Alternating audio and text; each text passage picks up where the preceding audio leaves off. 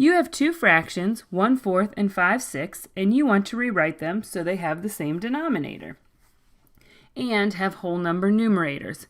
What numbers could you use for the denominator?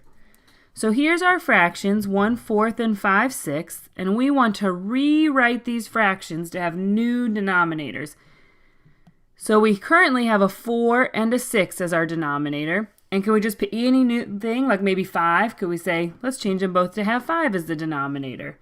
The answer is no. We have to pick a multiple of 4 and 6. A multiple, some number that we can multiply 4 and get this number as an answer.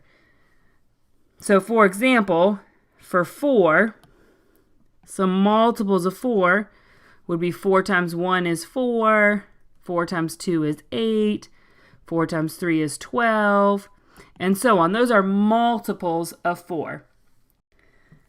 And let's just pause here and look at why we have to pick a multiple of 4 and 6. Why we can't just pick any number, but we have to pick a multiple of our denominators.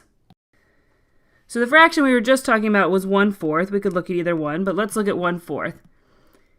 Here we have a picture showing fourths. And to show 1/4, we shade one of these 4 equal size pieces. Well, maybe I want to change this and I want to say I want 2. I want 2 as my numerator. So to have a numerator of 2, I'm going to need to split this 4th up here into 2 pieces. Now I have 2 shaded pieces. So can I say this is 2, 1, 2 out of 1, 2, 3, 4, 5 pieces? It's not 2/5 because these are not equal size pieces. So if I split this 4th right here in half, I need to split all of them in half.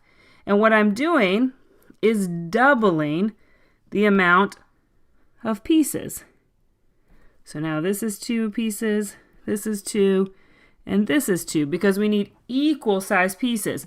So now this is 1, 2 pieces out of 1, 2, 3, 4, 5, 6, 7, 8 equal size pieces, so 2/8.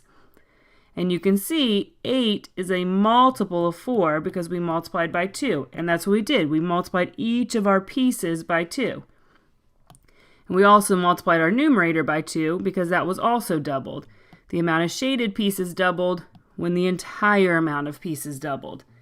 And we don't have to do this just with 2. We could do any multiple of 4. For example, we can do one more here. If we, again, let's shade 1/4. One of the 4 pieces. And maybe this time we want to split it into 3 equal size pieces. So to have a new numerator of 3, and these should be equal sized, here's a numerator of 3. But we can't do our denominator yet because we don't have equal size pieces. So to get equal size pieces, we'll need to split each of these 4ths into 3.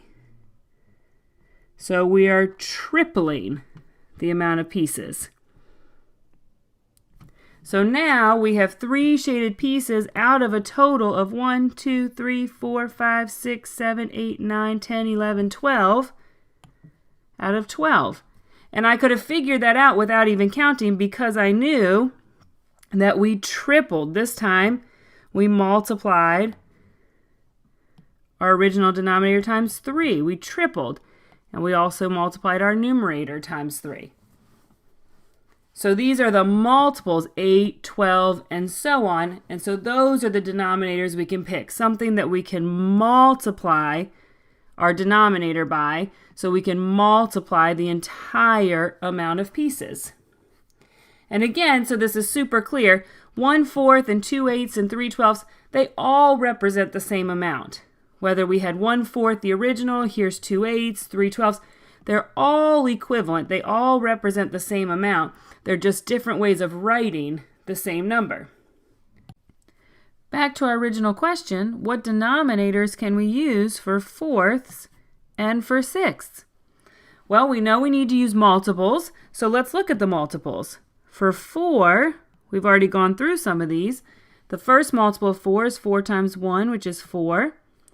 Second multiple of 4 is 8. 4 times 2 is 8, so we could split our fourths in half and get eighths.